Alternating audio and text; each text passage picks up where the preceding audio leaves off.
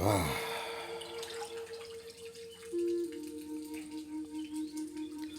praises to the Creator, the Most High, Hawah, the everlasting breath, life, existence, the Creator of all, your father and mother above.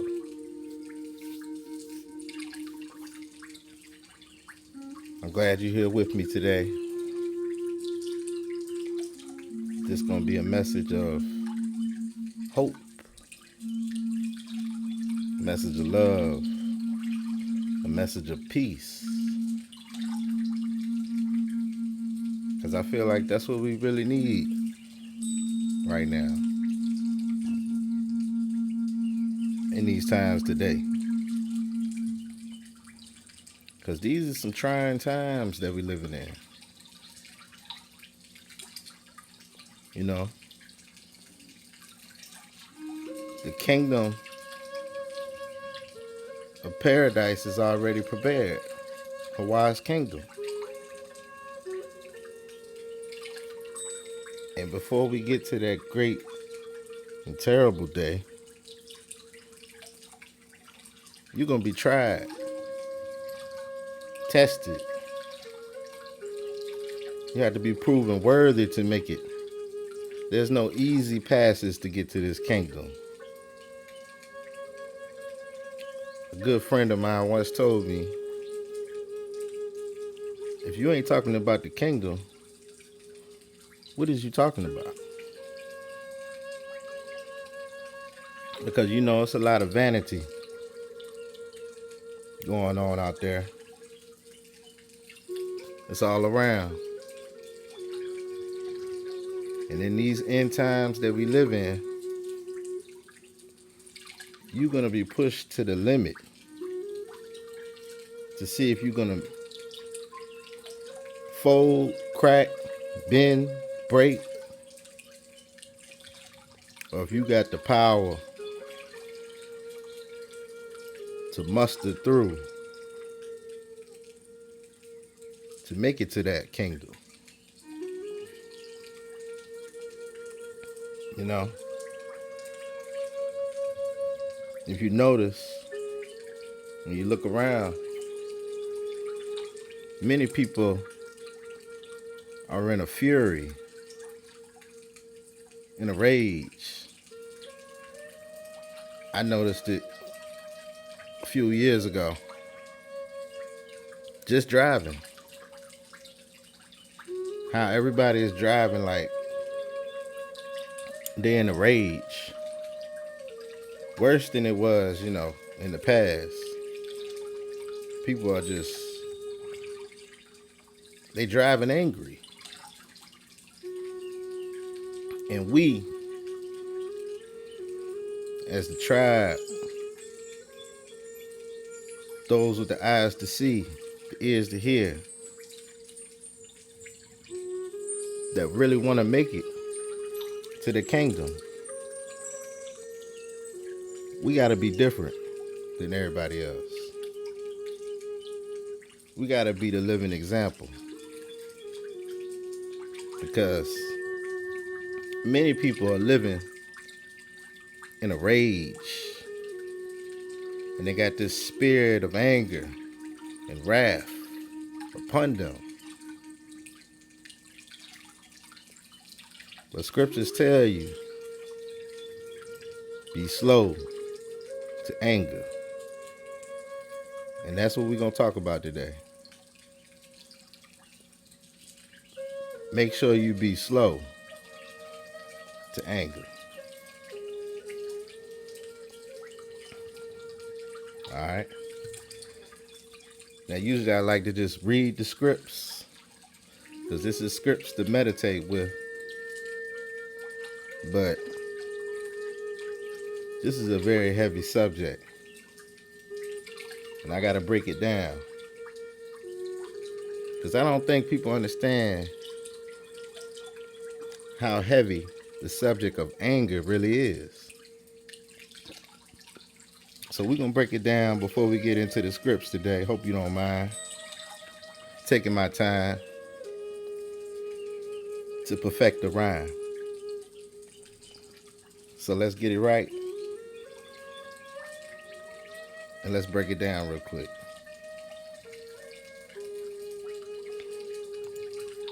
I want to start off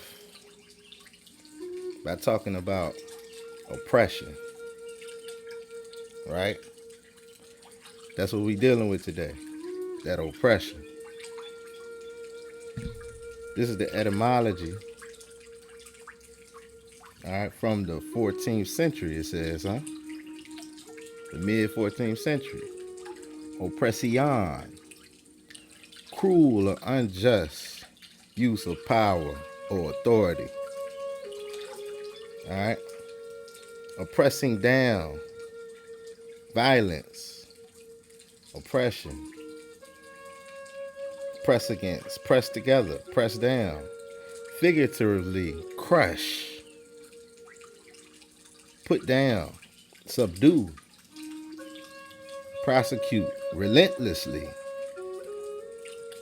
All right? From assimilated form of Ahab, against. All right? To press, hold fast, cover, crowd. To crowd, compress. To strike. All right? The meaning is the action of weighing on someone's mind or spirits. All right? The action of weighing on someone's mind or spirits from the late 14th century. Sense of whatever oppresses or causes hardship. All right? Also, rape. Okay? And this is what we dealing with. All right? Especially if you're of the tribe, you know specifically this is what we've been dealing with out here on this place we call Earth for a long time now, right? Long time. And this is why Hawah and Hawah only has to save us from this oppression.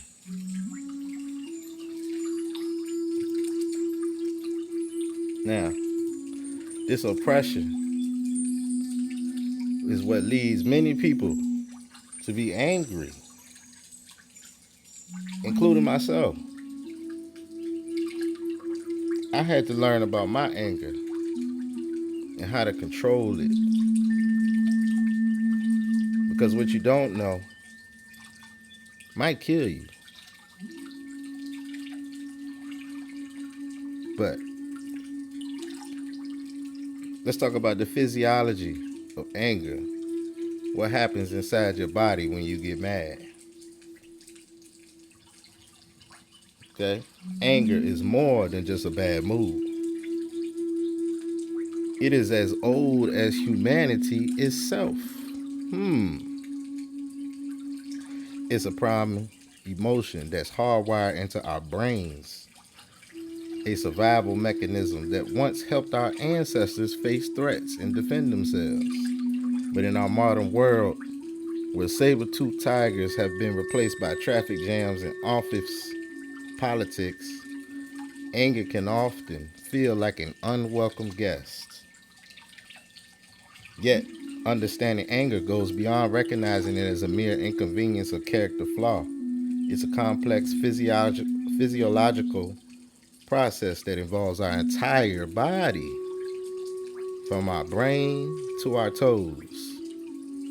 When we get angry, our body undergoes a series of rapid changes that prepare us for action, whether that action is needed or not.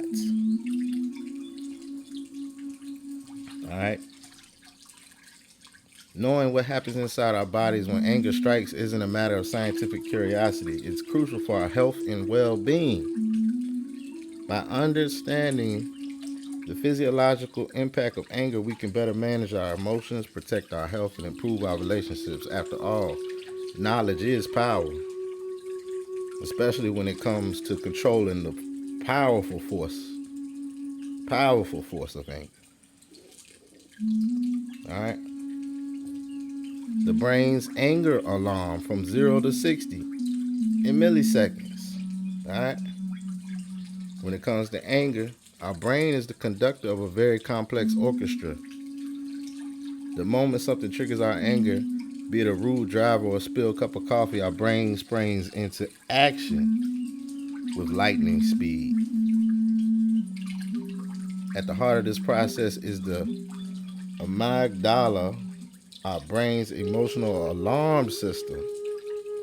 This almond-shaped structure is like a watchful guard, constantly scanning our environment for potential threats. When it detects something it perceives as dangerous or frustrating, it sounds the alarm, kickstarting the anger response. But the I don't know how to say it, the amygdala doesn't work alone. The prefrontal cortex, often called the brain's CEO, plays a crucial role in regulating our emotional responses. It's the voice of reason that tries to put the brakes on our anger. All right? Assessing the situation and deciding if the anger response is really necessary. However, in the heat of the moment, the amygdala can sometimes overpower the prefrontal cortex, leading to those regrettable outbursts we later wish we could take back. And where does anger come from in the brain is a complex question. It's worth noting that various neurotransmitters get involved in this emotional roller coaster. Dopamine, serotonin, and norepinephrine all play their parts, influencing our mood, attention, and arousal levels during an anger episode. The limbic system, our emotional brain, also jumps into the fray. It activates the famous fight or flight response, preparing our body for action. This ancient survival mechanism doesn't know the difference between a life-threatening situation and a minor annoyance. It responds to both with equal intensity. All right, this is where I wanted to get to. The body's instant makeover. Anger's physical calling card. As the brain sounds the anger alarm, our body responds with a series of rapid changes. It's like flipping a switch that turns our body into a finely tuned machine ready for confrontation. One of the most noticeable changes is in the cardiovascular system.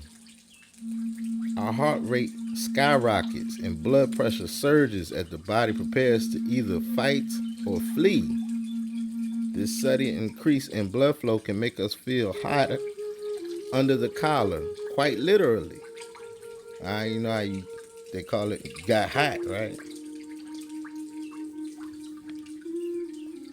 Our muscles tense up, particularly in the face, neck, and shoulders.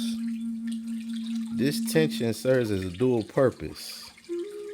It prepares us for action and it also acts as a form of body armor, protecting us from potential harm. At the time, our body temperature rises, partly due to increased muscle activity and blood flow. Our breathing patterns change too. We start taking in more oxygen to fuel our body's increased demands. This can sometimes lead to hyperventilation if anger persists, making us feel lightheaded or dizzy. Even our eyes get in on the act. Our pupils dilate, allowing more light in and enhancing our visual perception. It's an evolutionary leftover from when spotting a predator or prey quickly could mean the difference between life and death. Interestingly, our digestive system often shuts down during the moments of intense anger. The body redirects blood flow from the digestive tract to the muscles, prioritizing immediate survival over digestion.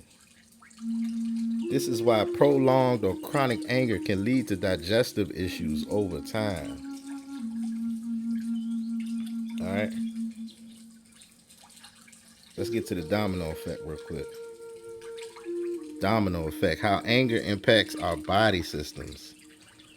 The physiological response to anger doesn't just affect one or two parts of our body, it creates a domino effect that touches nearly every system we have. Our cardiovascular system bears the brunt of anger's impact. The repeated surges in heart rate and blood pressure can, over time, increase our risk of stroke and heart attack. It's like subjecting our heart to stress tests every time we get angry. The immune system takes a hit too. While short-term stress can actually boost immune function, chronic anger suppresses our immune system, making us more vulnerable to illnesses. Ever noticed how you tend to catch a cold after a particularly stressful and anger-filled week? This might be why.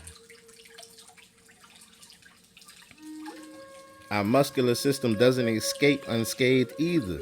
The constant tension that accompanies anger can lead to chronic pain, particularly in the neck, shoulders, and back.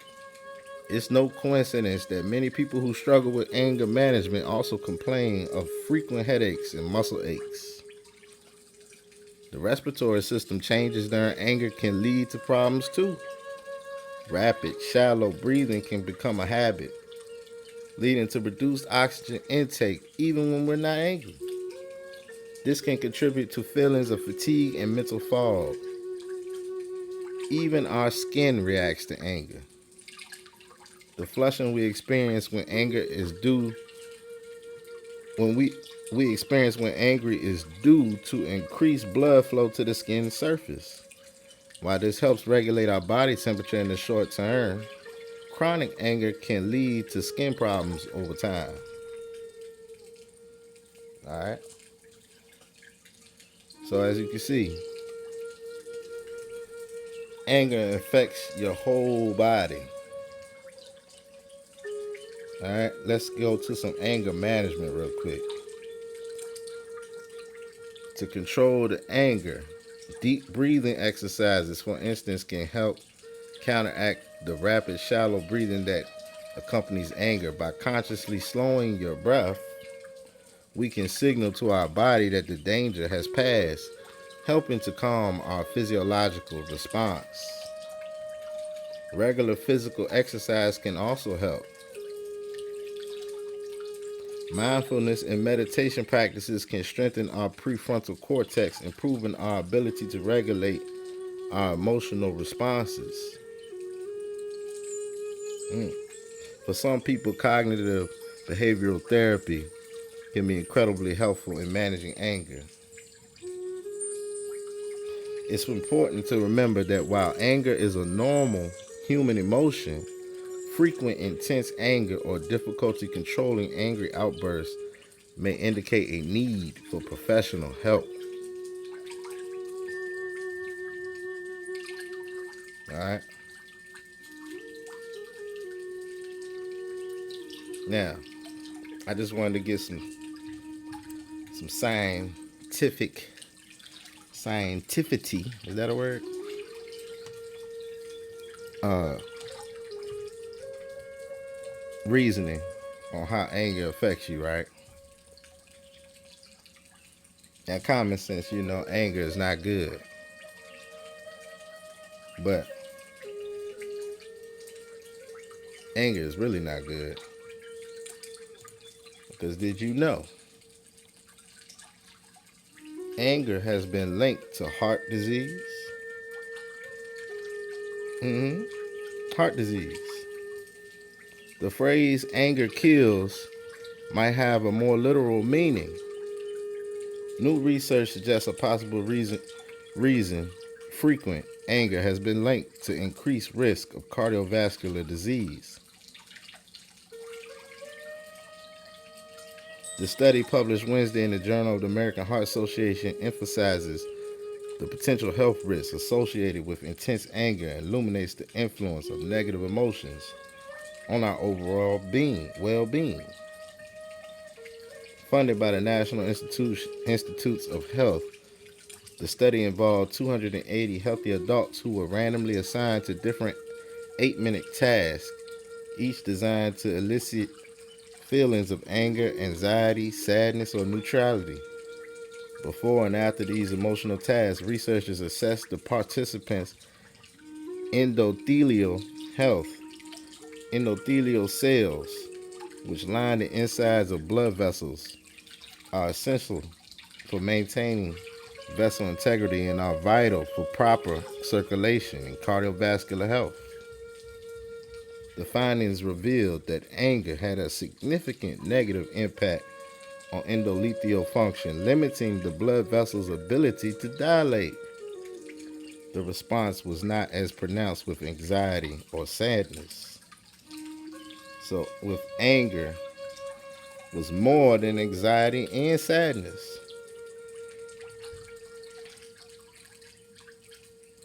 It's fascinating that anxiety and sadness did not have the same effect as anger, suggesting that the ways in which negative emotions contribute to heart disease differ. We often hear of someone suffering a heart attack during a highly distressing event. We've known that stress from anger can trigger a heart attack, but we didn't understand why until this study, which elucidates the underlying mechanism.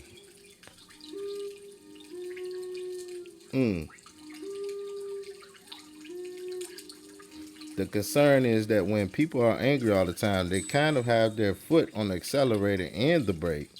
So anger has its body costs. All right, just like we thought about. Okay? So anger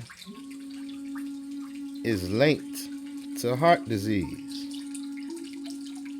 All right, did you know that? Because when you check the charts, right? This is from 2024. All right, when you check the charts, the top 10 causes of death. Hold on, what's that? The top 10 causes of death in 2024. Look at what's number one. Heart disease, man. All right? Heart disease above everything else. All right, this is a study from the United States, America, right? Number one cause of death in 2024 was heart disease. Yeah? Which is linked to anger. So it's very important to control that anger, right? Control that emotion. All right? Now, we was talking oppression, right?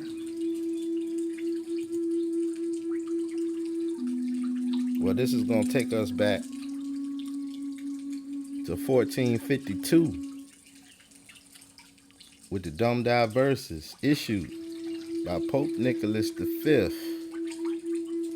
Okay?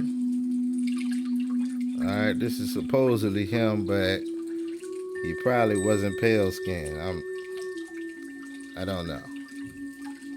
Alright, he looking in the picture like, this ain't me. But yeah.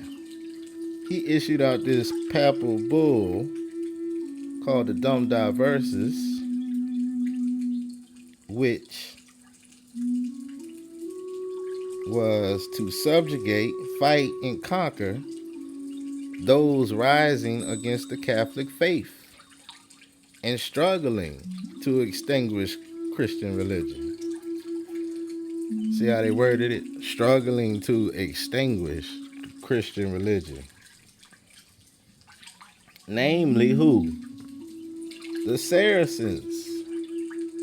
And they got in parentheses Muslims and pagans. Alright? And they tried to say it was in Africa. Alright, but we know that after this happened in 1452, Just so happened 40 years later, right? Biblical number, right? That's when Columbus pulled up, right? 1492, sailed the ocean blue. So this got sent out, and 40 years later, they pulled up. They pulled up on you, man. And they said this is the Saracens they pulled up on, right? All right, who are the Saracens?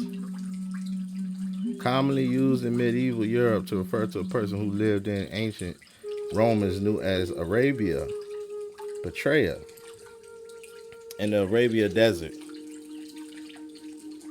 All right, so this is what they got them looking like.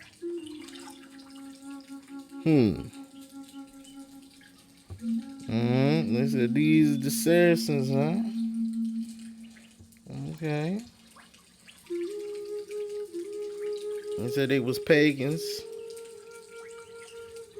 All right. And they was opposing the Catholic and Christian faith. So they had to roll up on them by authority of the Pope, right? Now, we actually got a little picture right here of what they really might have looked like. All right. Here they go. The Saracens, right? They look familiar to me. All right, now you see who they going against, right? We just talked about this, right? This is the Order of the Dragon, right? So I wasn't, this would let me know this was confirmation for me. When I saw, I'm going to show you something else, but when I saw this, I knew I had to go in on this. All right, because it just linked up so perfectly. But yes, all right, you see they got the bow and arrows, right? You see them Saracens, right?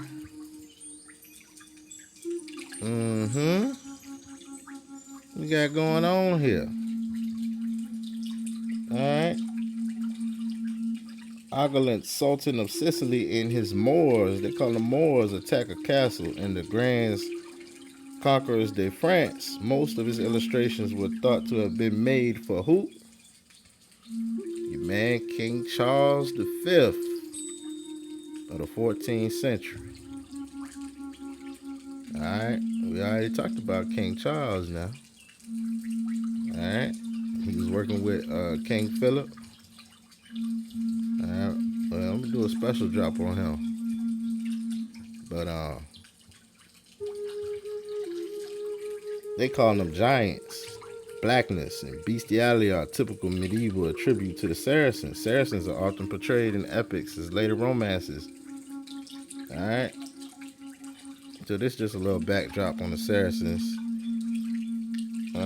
It says right here, and perhaps not so generally known, that a tribe of Bedouins called the Dawas or Arabs found in the land of Omar are also black.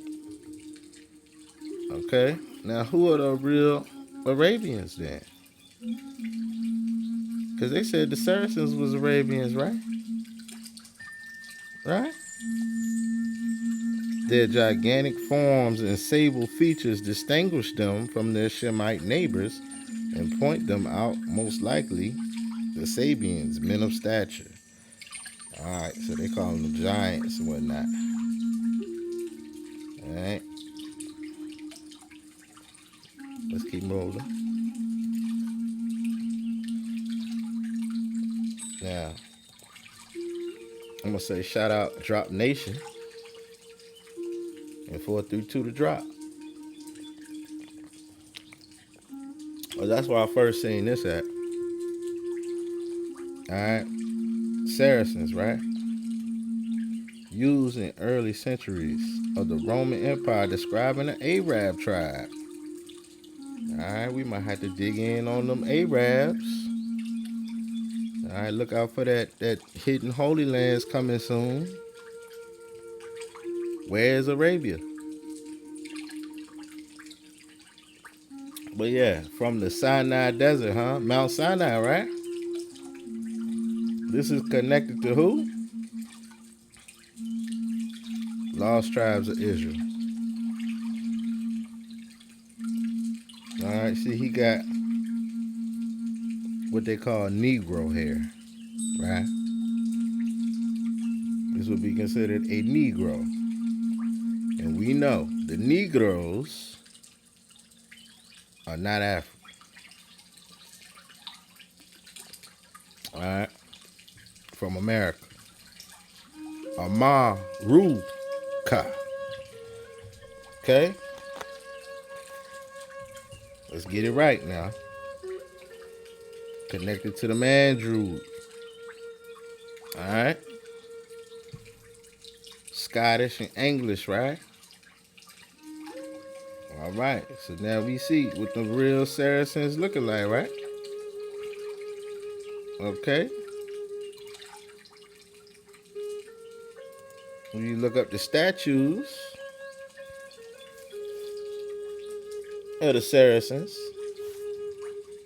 it gets interesting. Alright. Now you see they fighting against your man with a cross on his chest. They call them the Crusaders, right? Alright? You see him stomping down on them now. Right? See what's going on?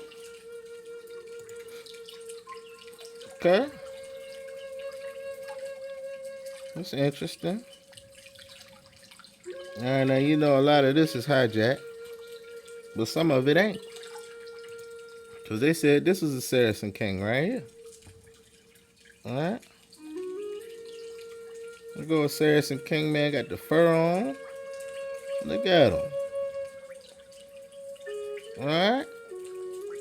This ain't nothing new, man. Alright? You think they out here doing something these days? This ain't nothing new, man. They been dripped out. Alright? And you see. Oh, this is a hijack picture. I had another one of him. He looked different than that. Hold on, what the other one at? Here you go.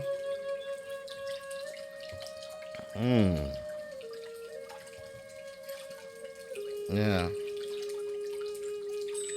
Is this a pale face, man? Or is this what you call so-called black on black crime? Even though they're not black. But there go your Crusaders, man, fighting against them Saracens, right? Alright? Look, he kneeling down. Alright, he kneeling down. Alright, we see what's going on. Okay. Hold on.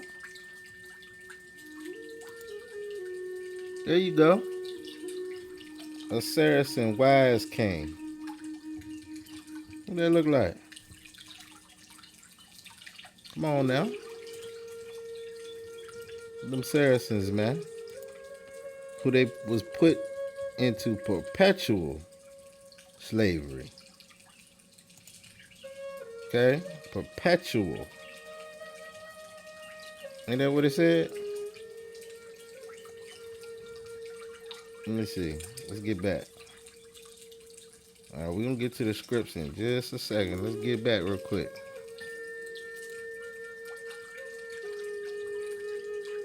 Yeah. Perpetual. Perpetual servitude. What that mean? Well, we know servitude is AKA slavery. Right? Alright? From Louisiana. Look. So, it's funny because this is supposed to be talking about the Saracens, right? And they got put into servitude. Look where they take you to. They take you straight to Louisiana when you click on it, man. Alright? They trying to give you a hint over here on Wikipedia, right? Let you know who them Saracens really is, right? Now, let's just do it. Just so you know. Hold on, man. I'm going crazy, man. All right. Perpetual. What does that mean? Everlasting, unceasing, existing indefinitely, continuing forever in future time. From the late 14th century.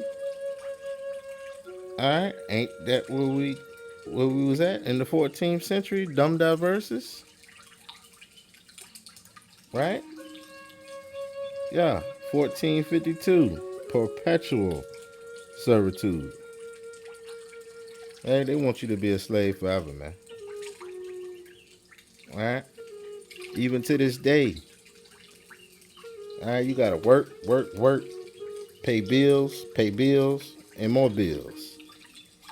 You gotta pay to eat, you gotta pay for water, you gotta pay for everything. Everything. In the so-called New World, right? But yeah. Let's get a little bit more about them Saracens real quick. Alright, them Saracens were not just warriors. They were also scholars, traders, and builders. They contributed significantly to science, medicine, and architecture. Did you know that the term Saracen originally referred to the people of the Arabian Peninsula, but later expanded to include the Muslims in general? Oh, is that right? All right, we got to figure out where Arabia is at, no? We know it's over here, man. Okay? This is 40 cool facts about the Saracens. I'm just going to run through it real quick. All right? Them Saracens they said he was living in deserts. All right? We ain't going to go with the hijacked Middle East and North Africa, right? As we just saw, they connected it right back here to America. Even when they try to lie, they tell you the truth. They were known for skills in warfare, especially during the Crusades, opponents to the European Knights. They were also traders and merchants. All right? They were highly hierarchical. And they said they practiced Islam, right? Now, that could have been the reason why they got hijacked. Because they dabbling into religion. Alright? Hawah is not about religion. Islam is a man-made religion. Okay? That ain't got nothing to do with Hawah's Torah. Alright? They say it comes from Abraham. It's an Abrahamic religion. But they're not keeping Torah. Because they breaking rule number 1. Alright, don't the Muslims go over there and pray to a giant black cube? An idol? That's rule number 1, man. You already disqualified. You out of there. Alright? They made significant contributions to science and medicine.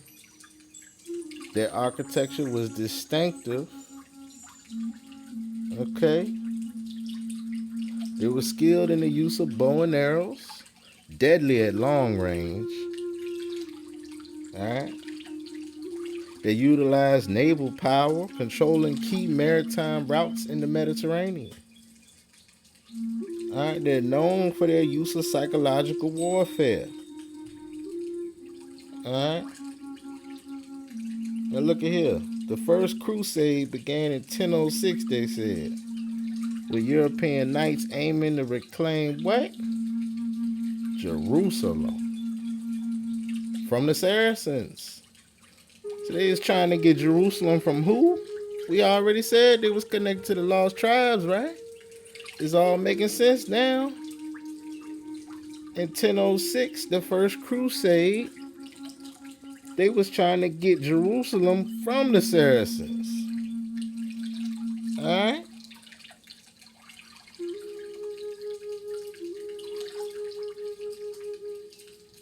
Alright. I ain't gonna go through all these right now. Not just warriors, scholars, poets, artists. Okay? Alright? Go check it out, man. Go dig on them Saracens, man. Okay? They ain't talking about nobody but you. Now look. Look what they done did to him. Now they got him in comic books.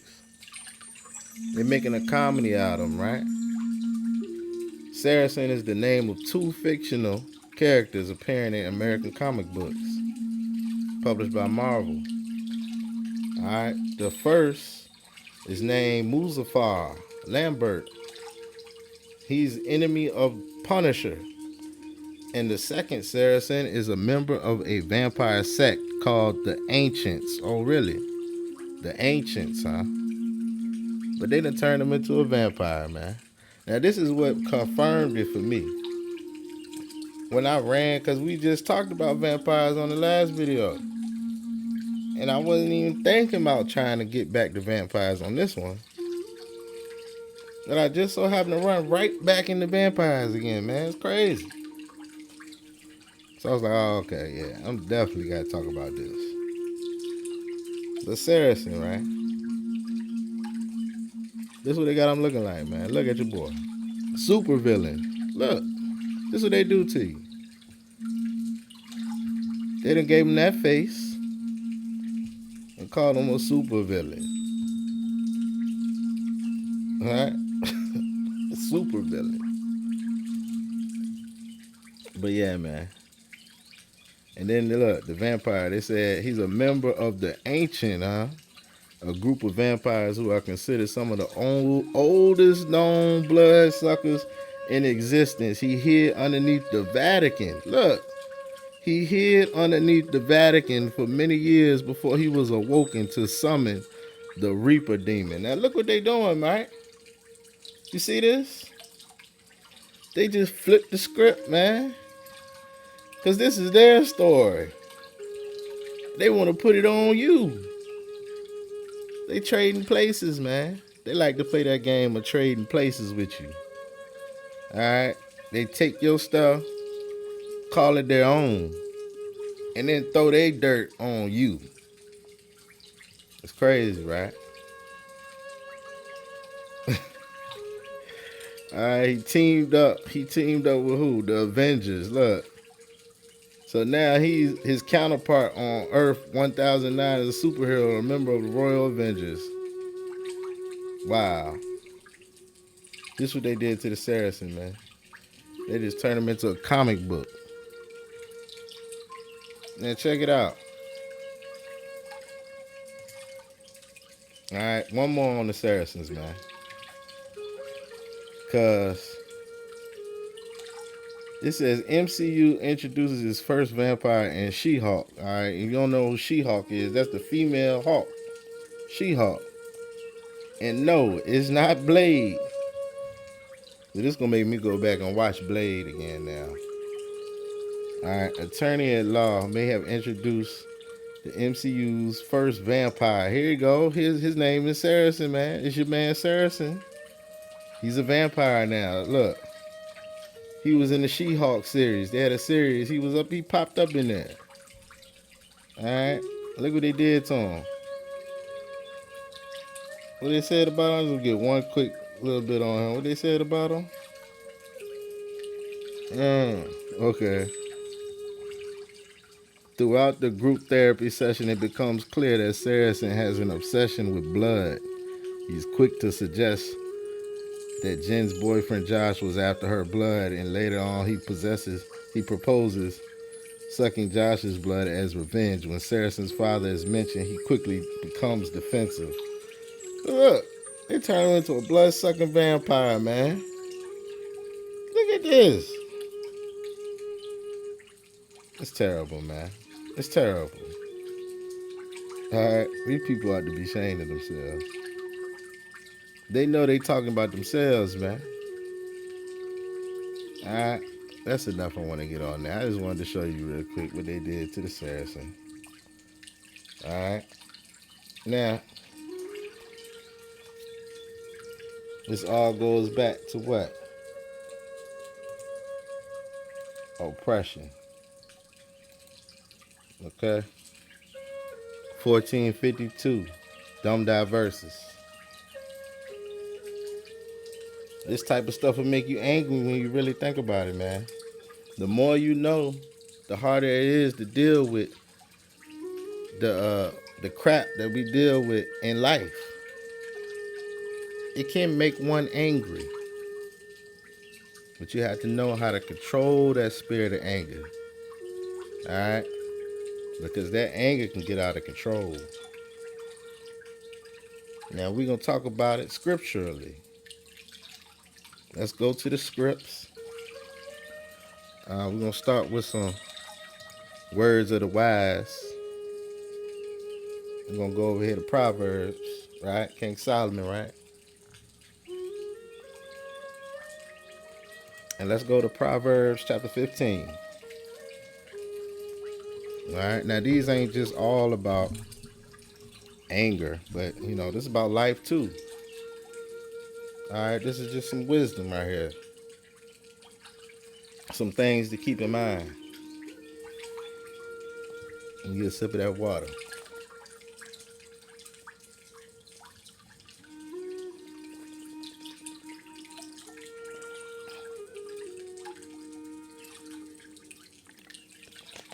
All right. Proverbs chapter 15, verse 1. A soft answer turns away wrath.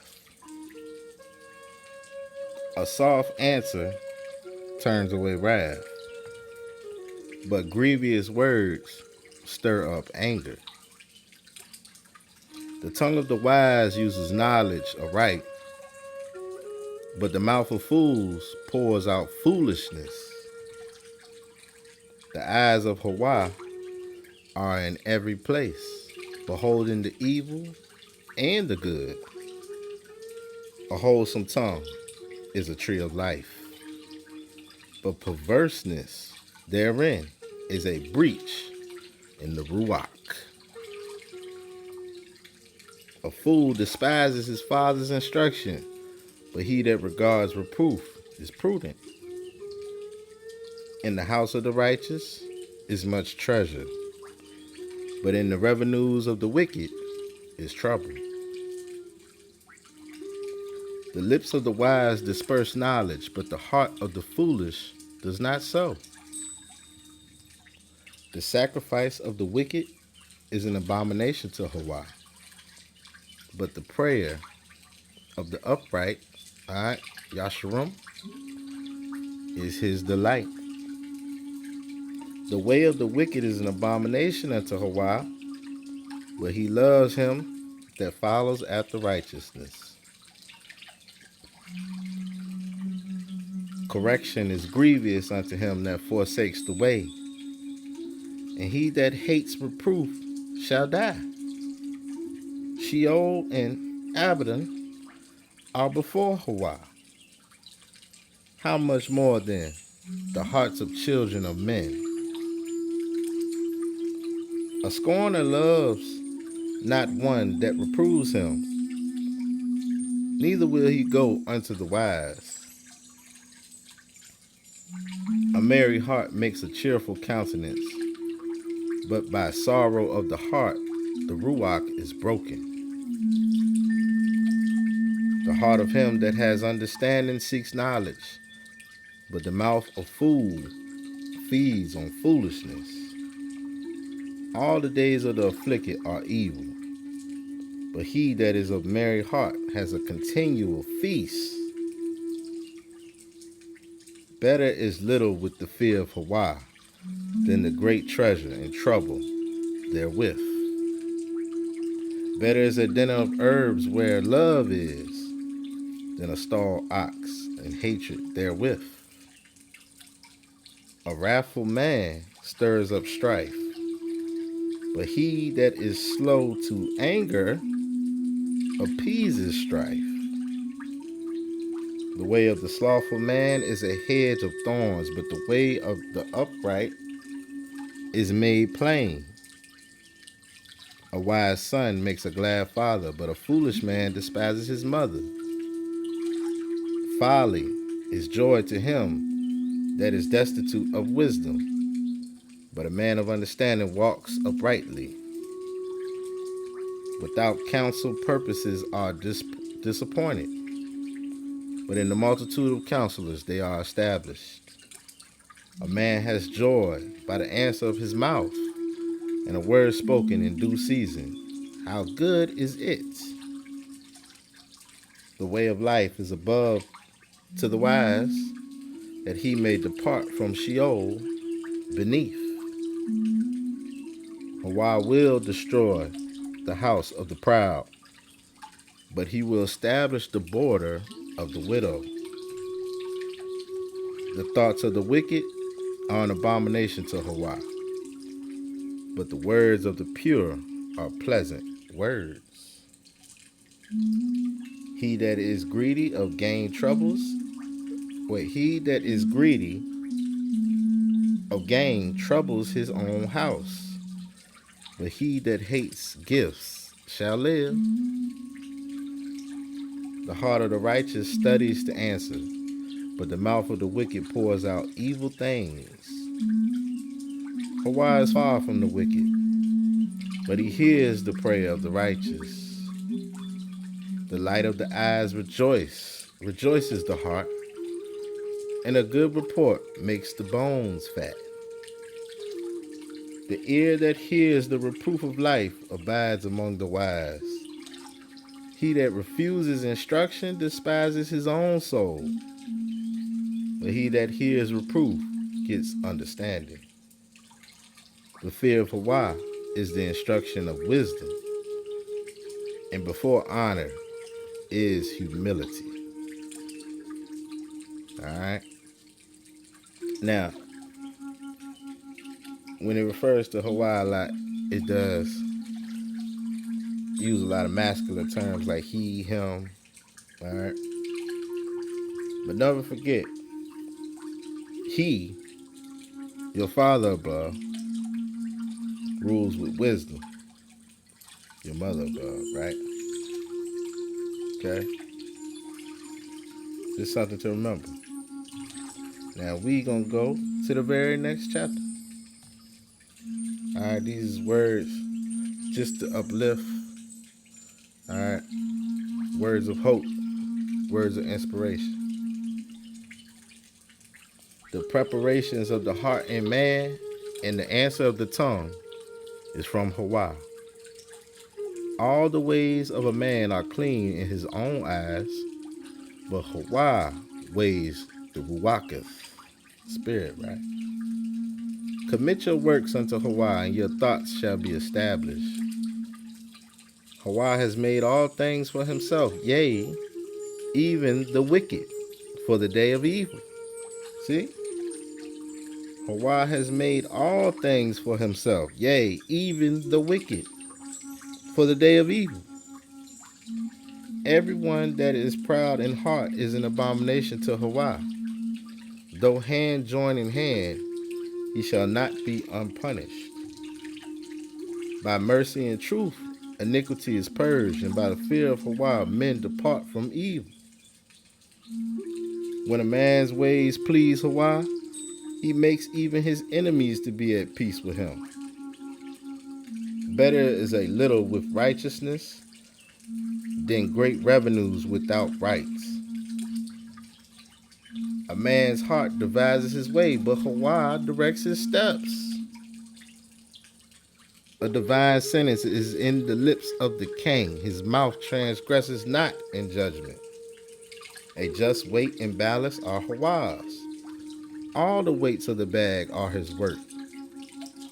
All right, Hawah got the bag. It is an abomination to kings to commit wickedness, for the throne is established by righteousness. Righteous lips are the delight of kings, and they love him that speaks right. The wrath of a king is as messengers of death, but a wise man will pacify it.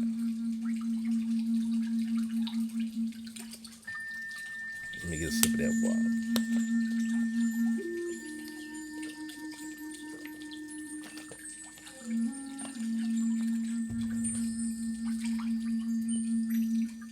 In the light of the king's countenance is life, and his favor is as a cloud of the latter rain.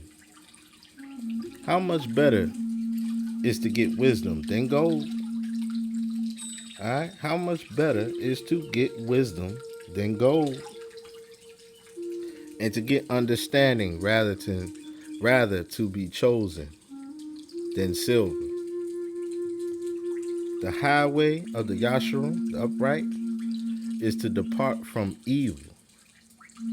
He that keeps his way guards his soul. Pride goes before destruction, and a haughty ruach before a fall.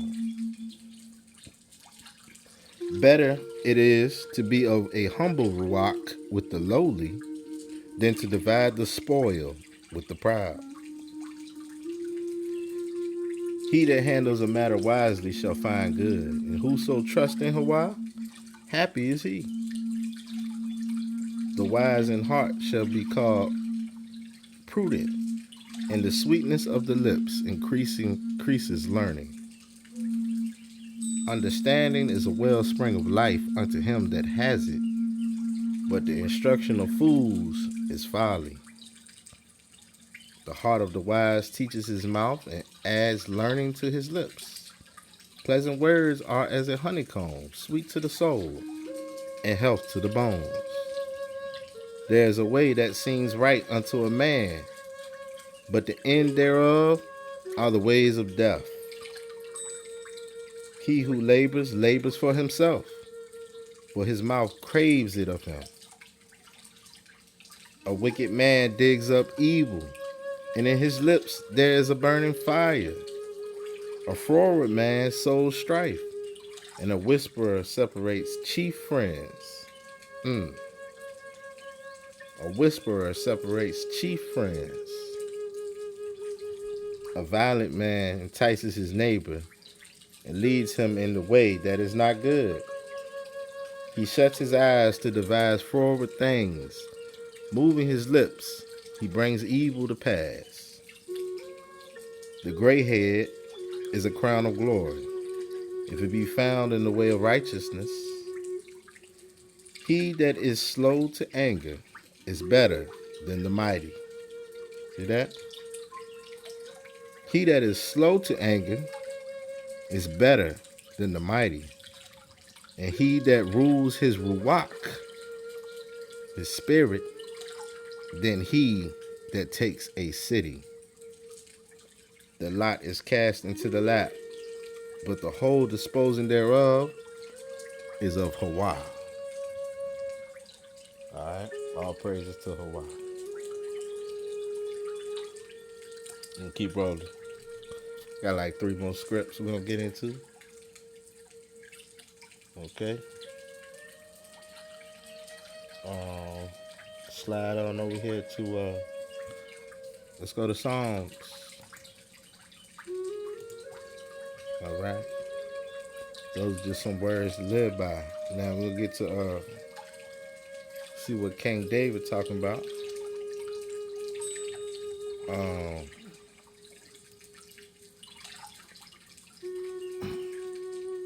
Keep your eye on the prize, man. All right, the prize is the kingdom to come. No matter what's going on, no matter how hard it gets, all right, this life we live is like a pebble in the ocean, right? Because the life to come is for eternity. Compared to the ocean, this life is like a pebble that you throw in the ocean. All right?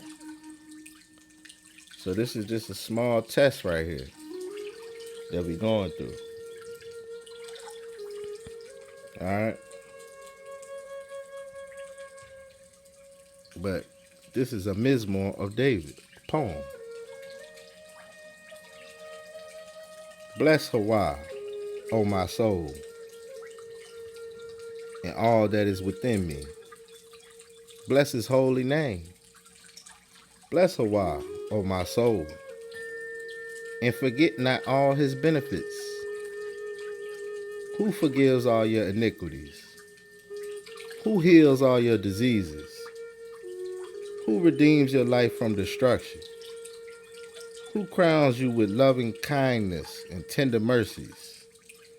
Who satisfies your mouth with good things, so that your youth is renewed like the eagles? Hawah executes righteousness and judgment for all that are oppressed. See that? He made known his ways unto Moses,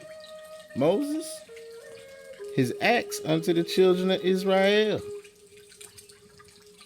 Hawah is merciful and gracious, slow to anger, and plenteous in mercy. Talking about Hawah now.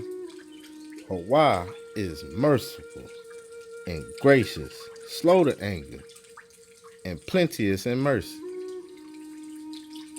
He will not always chide, neither will he keep his anger forever.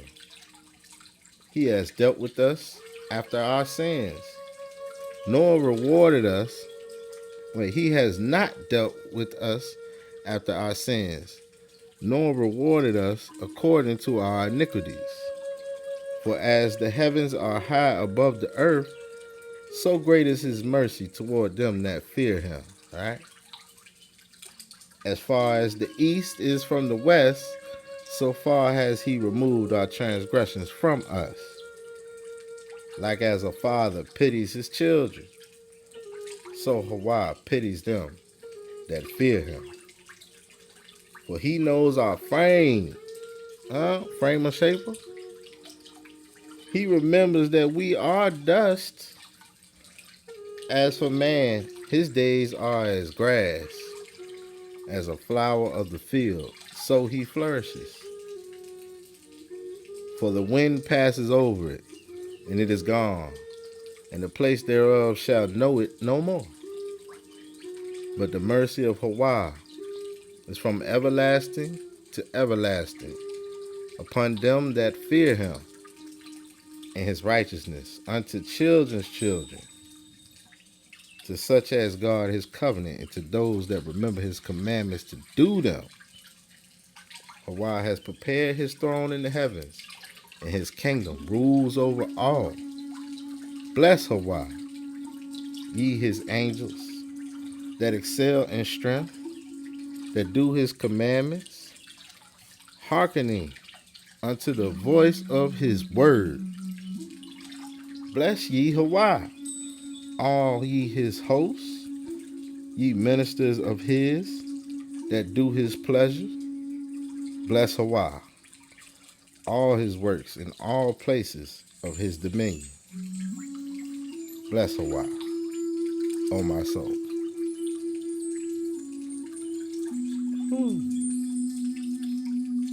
Thank you, David. Thank you, Hawah. All right. Let's keep rocking. Got two more. We're going to carry it over here to Amos. All right. Chapter 9. Now we talking about the bigger picture, right? Of life. So many people focused on vain things, and they lose track of that bigger picture, man. All right. But let's go. Amos, chapter 9, verse 1.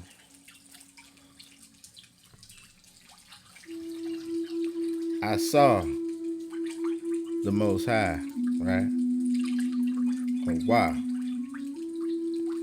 standing upon the altar, and he said, smite the lintel of the door, that the post may shake, and cut them in the head, all of them.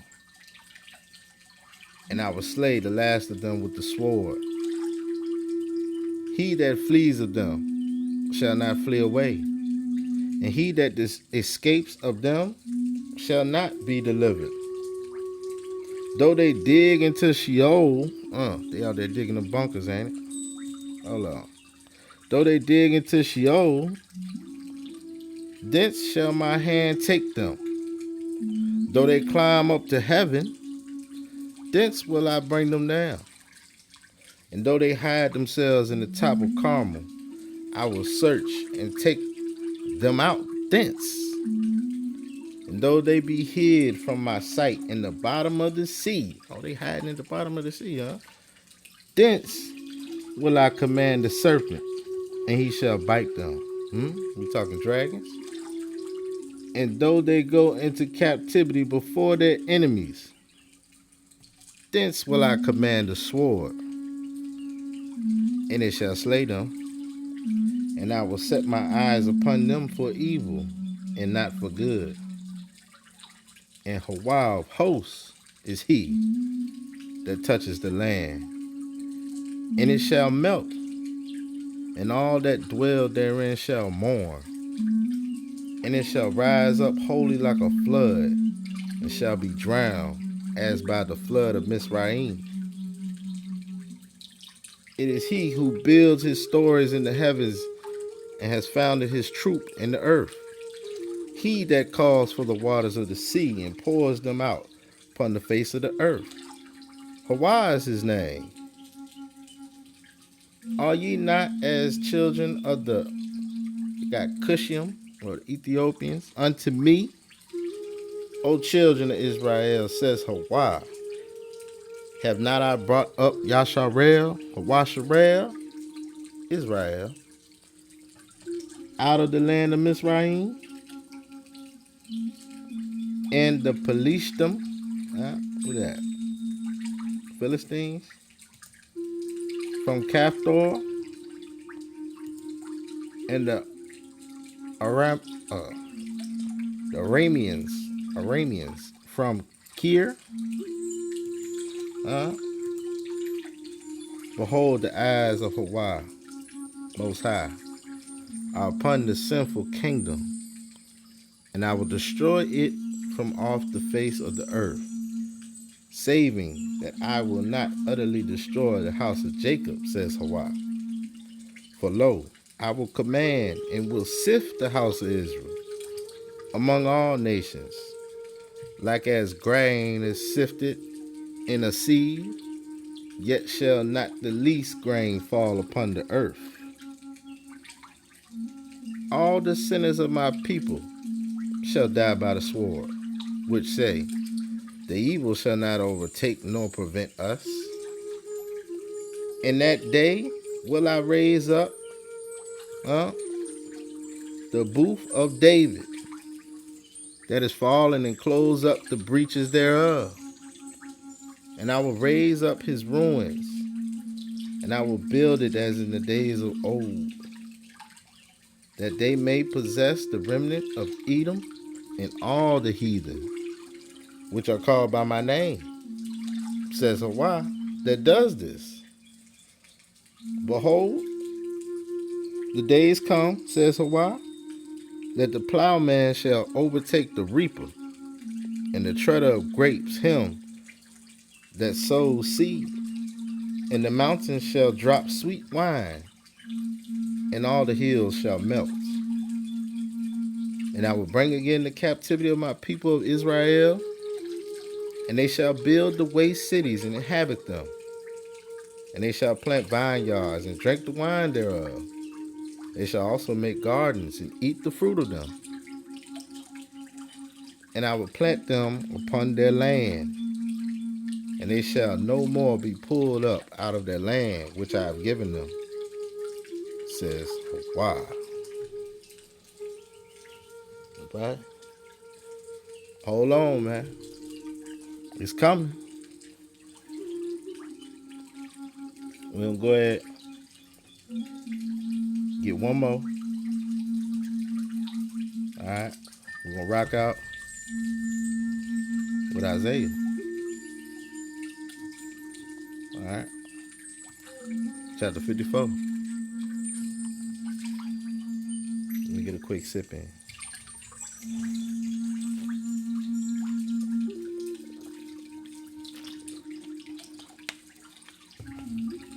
Isaiah 54, verse 1. Sing, O barren, you that did not bear. Break forth into singing and cry aloud, you that did not travail with child.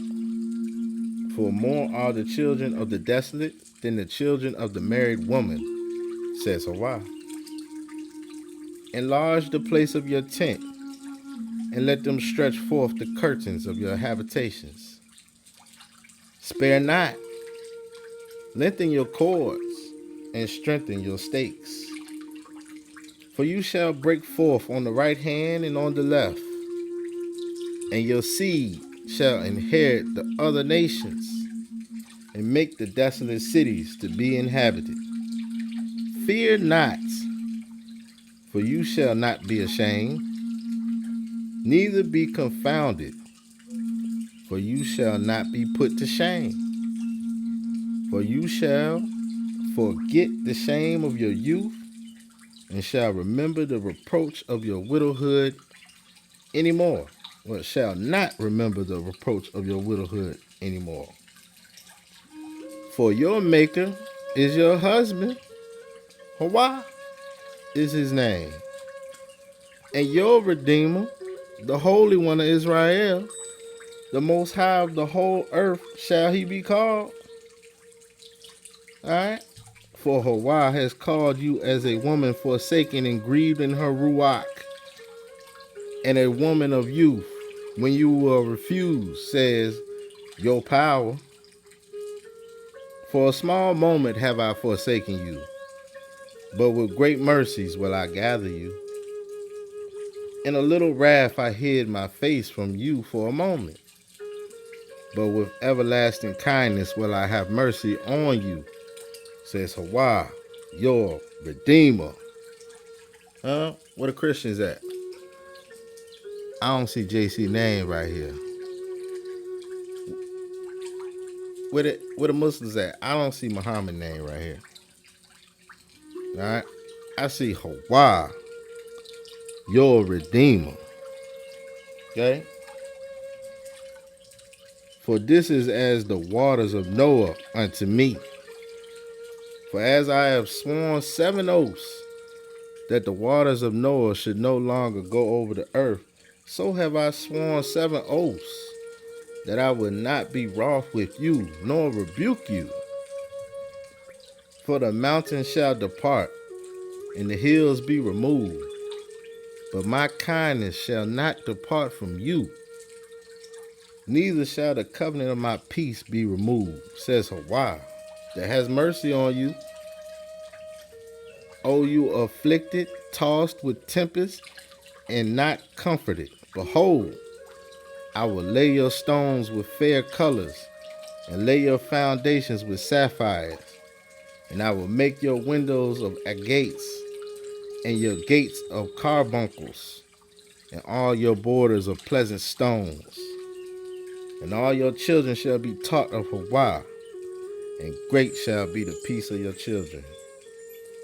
In righteousness shall you be established. You shall be far from oppression. Wait, say what? You shall be far from oppression, for you shall not fear. And from terror, for it shall not come near you. Behold, they shall surely gather together, but not by me. Whosoever shall gather together against you shall fall for your sake. Behold, I have created the smith that blows the coals in the fire, and that brings forth an instrument for his work. And I have created the waster to destroy. No weapon that is formed against you shall prosper. And every tongue that shall rise against you in judgment, you shall condemn. This is the heritage of the servants of Hawah, and their righteousness is of me, says Hawah. All praises Hawah, man. Ahab, Ahab to y'all, man. Love y'all. Dawada. Thanks for rocking out with me. All right. Remember, you slow the anger, man. Okay? And I'm going to catch y'all on the next one. All right? Shalawam.